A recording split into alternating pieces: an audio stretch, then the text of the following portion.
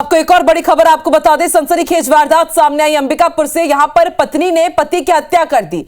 नींद की ओवरडोज दवा खिलाकर हत्या की और फिर उसके बाद दुपट्टे से पति का गला घोट दिया गया। और बड़ी बात यह है कि बच्ची के सामने पति की हत्या की है। पुलिस ने आरोपी पत्नी को हिरासत में लिया है। दरअसल महिला का दूसरे युवक के साथ प्रेम प्रसंग होने की आशंका है। लुंड्रा थाने के बकना कला की घटना है। तो एक और ये सनसनीखेज वारदात जहां प्रेम प्रसंग में हत्या करने की आशंका जताई जा रही है।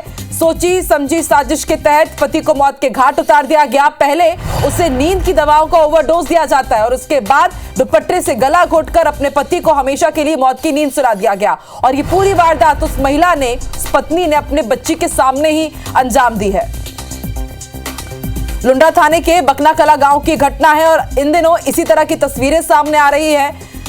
आपको मुस्कान की कहानी याद ही होगी कि उसने अपने प्रेमी के साथ मिलकर किस तरह से अपने पति को मौत के घाट उतारा और उसके बाद उसके शव को एक नीले ड्रम में भर दिया था।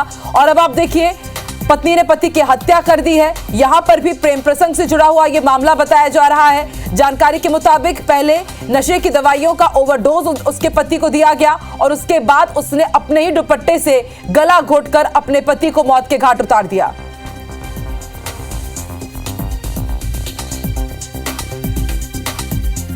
तो सनसनीखेज वारदात, बेहद बड़ी खबर अंबिकापुर से। बच्ची के सामने पति की हत्या कर दी गई।